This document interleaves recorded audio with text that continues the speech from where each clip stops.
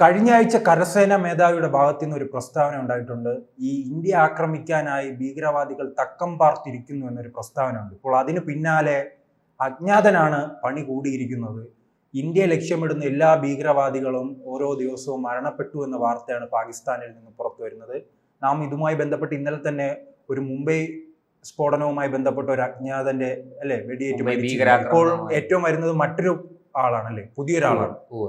ഇത് പാകിസ്ഥാനിലെ വിമാനത്താവളത്തിൽ വെച്ച് ഒരാൾ വെടിയേറ്റ് കൊല്ലപ്പെട്ടിരിക്കുന്നു.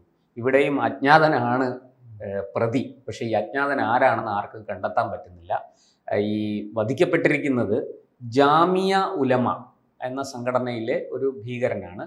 മുഫ്തി അബ്ദുൾ ബാഖി നൂർസായി എന്നാണ് അയാളുടെ പേര്. ഇയാള് ആകെ പുറത്തു വരുന്ന വിവരം ഇത്രയേ ഉള്ളൂ: വിമാനത്താവളത്തിൽ വെച്ച് വെടിയേറ്റ് കൊല്ലപ്പെട്ടിരിക്കുന്നു. ഇതിൽ കൂടുതൽ ആളിന്റെ പേരും പടവും പുറത്തു വിട്ടിട്ടുണ്ട്.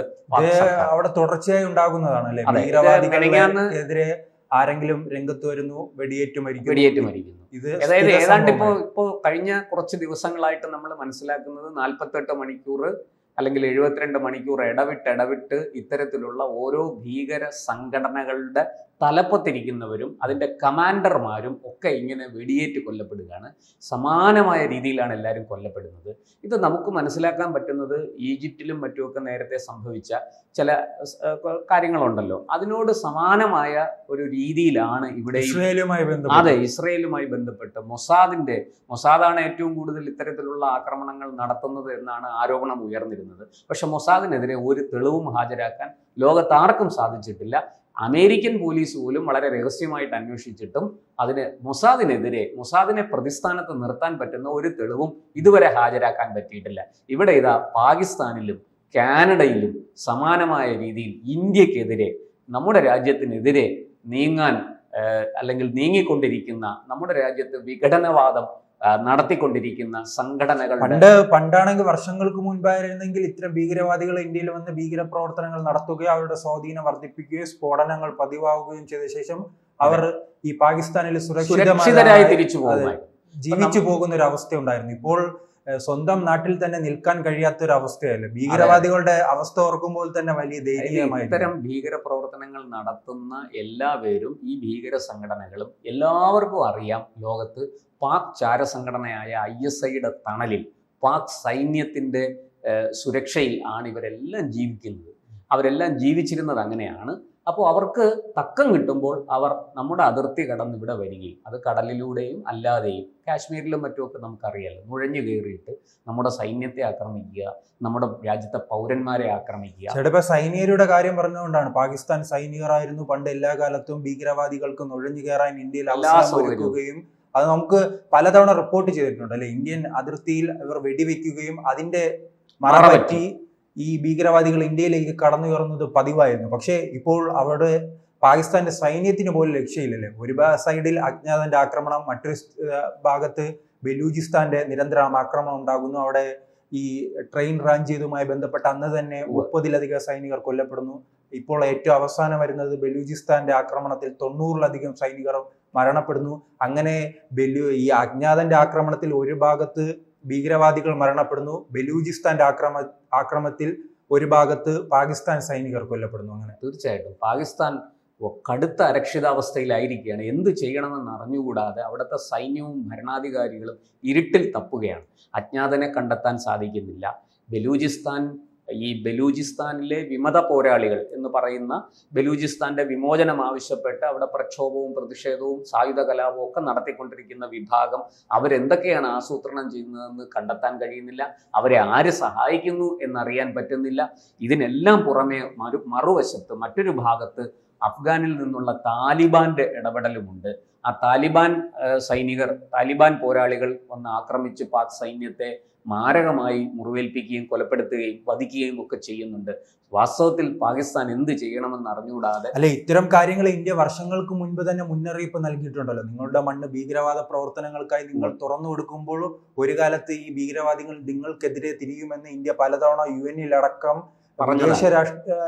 ചർച്ചകളിലടക്കം പറയുമ്പോഴും അത് അവഗണിക്കുന്നതിന്റെ ഫലമാണല്ലോ ഇപ്പോൾ ഇങ്ങനെ സംഭവിക്കുന്നത്. തീർച്ചയായിട്ടും പാകിസ്ഥാൻ എന്നൊക്കെ ഇന്ത്യ അടക്കമുള്ള രാജ്യങ്ങൾ പാകിസ്ഥാനി മുന്നറിയിപ്പ് നൽകിയിട്ടുണ്ട്. തീവ്രവാദത്തിൻ്റെ നഴ്സറി ആകരുത്, തീവ്രവാദത്തിൻ്റെ സർവകലാശാലയാകരുത്, ഭീകരർക്ക് പരിശീലനം കൊടുക്കരുത്. ഇത് ഭസ്മാസുരന് വരം കൊടുത്തതുപോലെയാണ്. ഇന്നല്ലെങ്കിൽ നാളെ അത് നിങ്ങൾക്ക് തന്നെ വലിയ നാശമായി തീരും എന്നൊക്കെ നമ്മൾ പല ആവർത്തി പറഞ്ഞതാണ്. പ്രത്യേകിച്ചും അമേരിക്കയിൽ ട്രേഡ് സെന്ററൊക്കെ ആക്രമിച്ച കാലത്ത് ഈ താലിബാൻ തീവ്രവാദികൾക്ക്, ഭീകരർക്ക് പരിശീലനം കൊടുത്തത്, പാകിസ്ഥാനിൽ പരിശീലനം കൊടുത്തതിൻ്റെ വീഡിയോ ദൃശ്യങ്ങൾ അടക്കമാണ് ഇന്ത്യ അമേരിക്കയ്ക്ക് കൈമാറിയത്. അന്ന് അമേരിക്ക പോലും ഞെട്ടിപ്പോയി. കാരണം നമ്മുടെ രഹസ്യാന്വേഷണ വിഭാഗം അത്ര കൃത്യമായിട്ട് ആ വിവരങ്ങൾ ശേഖരിച്ച്, അന്ന് പ്രധാനമന്ത്രിയായിരുന്നത് AB വാജ്പേയിയാണ്. അദ്ദേഹം ഇത് നേരിട്ട് അമേരിക്കൻ പ്രസിഡന്റിനെ വിളിച്ച് സംസാരിക്കുകയും ഫോണിലൂടെ സംസാരിക്കുകയും ഈ തെളിവുകൾ അവർക്ക് കൈമാറുകയും ചെയ്തു നമ്മുടെ രഹസ്യാന്വേഷണ വിഭാഗം. അപ്പോൾ അമേരിക്ക സത്യത്തിൽ ഞെട്ടിപ്പോയി. അന്ന് നമ്മൾ പറഞ്ഞു, ഞങ്ങൾ സഹായിക്കാം, ഈ ഭീകരതയെ വേരോടെ അറക്കാൻ ഞങ്ങൾ സഹായിക്കാം, നിങ്ങൾ ഒപ്പമുണ്ടെങ്കിൽ ഞങ്ങൾക്കിത് ചെയ്യാൻ സാധിക്കും, ഞങ്ങൾക്ക് അവസരം തരൂ, ഞങ്ങളിത് ഇല്ലാതാക്കി തരാം എന്ന് ഇന്ത്യ പറഞ്ഞതാണ്. പക്ഷെ അന്ന് അമേരിക്ക അതിന് തയ്യാറായില്ല. പാകിസ്ഥാൻ ഈ വെള്ളവും വളവും കൊടുത്ത് ഈ സകലമാന ഭീകരവാദികളെയും വളർത്തി അവർക്ക് കാശ്മീർ പിടിച്ചടക്കുക, എന്നിട്ട് അവരുടെ പാറ്റൻ ടാങ്ക്, പണ്ട് സിയാഉൽ ഹക്ക് പറഞ്ഞതാണ്, പാകിസ്ഥാന്റെ പാറ്റൻ ടാങ്ക് വിശ്രമിക്കുന്നത് എവിടെയായിരിക്കും? ഇന്ത്യയുടെ റെഡ് ഫോർട്ടിലായിരിക്കും എന്നാണ് അന്ന് പറഞ്ഞത്. അന്ന് നമ്മുടെ ദേശീയ പതാക വലിച്ചു താഴത്തിട്ടിട്ട് പകരം പാക് കൊടി അവിടെ ഉയർത്തും എന്ന് വെല്ലുവിളിച്ചതാണ് സിയാഉൽ ഹക്ക്.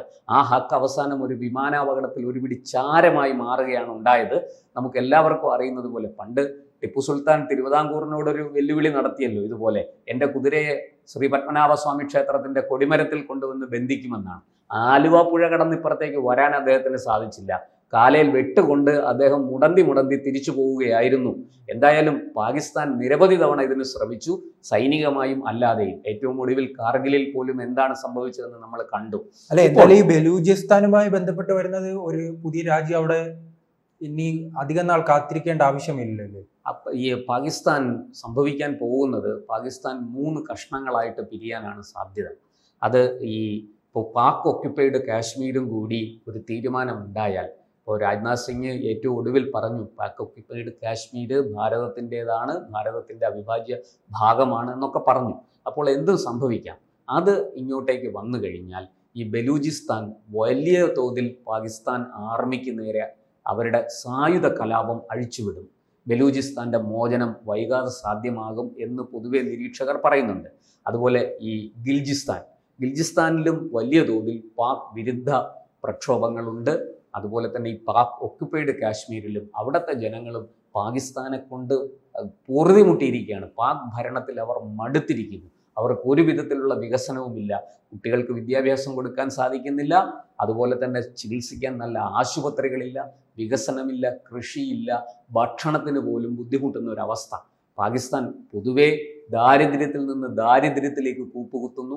അതുപോലെ തന്നെ കടത്തിൽ നിന്ന് വൻ കടത്തിലേക്ക് പാകിസ്ഥാൻ മുങ്ങി താഴ്ന്നുകൊണ്ടിരിക്കുകയാണ്. ഈ ഒരു സാഹചര്യത്തിൽ പാകിസ്ഥാൻ സമ്പൂർണ്ണമായിട്ടും തകരും. അവിടുത്തെ സൈന്യത്തിന് വേണ്ട വിധത്തിൽ ഇടപെടാൻ സാധിക്കില്ല. നമുക്കറിയാം അവിടുത്തെ ജനാധിപത്യത്തിന് എത്ര ശക്തിയുണ്ടെന്ന് നമുക്കറിയാവുന്നതാണ്, നമ്മൾ കാണുന്നതാണ്. പ്രതിപക്ഷ നേതാവ് ജയിലിൽ കിടക്കുകയാണ്. അങ്ങനൊരു രാജ്യത്ത് എന്ത് ജനാധിപത്യം? ഈ സൈന്യത്തെ ആര് നിയന്ത്രിക്കും? ഇപ്പോഴും ഈ ചാര സംഘടനയുടെ നിയന്ത്രണത്തിലാണ് അവിടുത്തെ സൈന്യം നിൽക്കുന്നത്.